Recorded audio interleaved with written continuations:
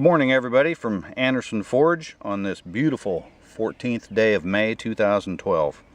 I've got a hunter here going out to a good customer of mine from the Custom Knife Collectors Association, and back in I'm serious, I forget what year it was. The very first knife show I had a table at was in Novi, Michigan.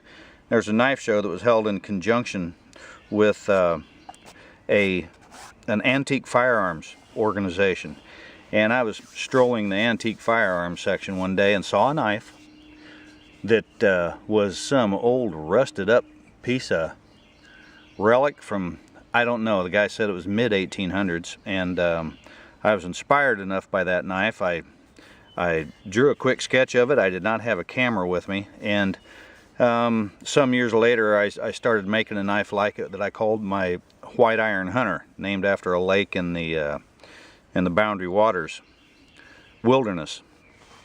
And had my buddy wanted a knife modeled after that, and he wanted a San Mai. And this is what we come up with. And this is a couple unique things about this knife. Is number one is the San Mai blade. The San Mai blade is 1095 with a 416 overlay that not only gives it some cool factor, but also helps rust prevention and corrosion prevention on the tool steel core. We did a hot blued mild steel guard, which quite honestly is right out of the tank about 20 minutes ago. I need to start getting ready for the blade show. And for the gripper here, we've got what is every bit of a 100-year-old piece of micarta that I acquired a fair selection from Michael Cantor, a friend of mine in Wisconsin, who came across a building being rehabilitated, and there were these big blocks of Bakelite bolted to the wall, and bolted to the Bakelite were the fuse boxes. This was being used as an insulator to isolate the fuse boxes. So what we came up with was my White Iron Hunter with a San Mai hot blued blade and a takedown Bakelite handle. And this knife right here is a pretty snug one. I tell you, I always try to do a really good job on my knives and give my customers more than they pay for, and every now and then I get lucky and I exceed that, and I kind of did on this knife. It all just fell together beautifully, and it is a really precise fit on my parts and pieces.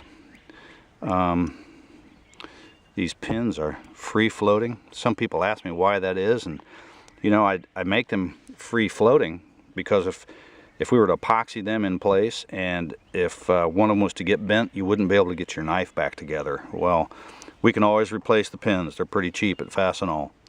And this is it's a precision fit on the guard. And I have a method of waterproofing these that I share with my customers. But anyway, thank you. I got to get busy on the blade show.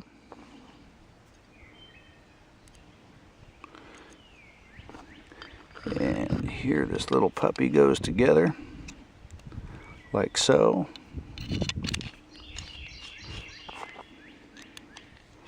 And we'll get her cranked up nice and tight. Everything's silver brazed here and stainless steel. And I crank it. And there you go. Another White Iron Hunter from Anderson Forge. And thanks for sharing that with me today. My videos don't normally last this long, but I think this knife deserved it. See you in Atlanta, everybody.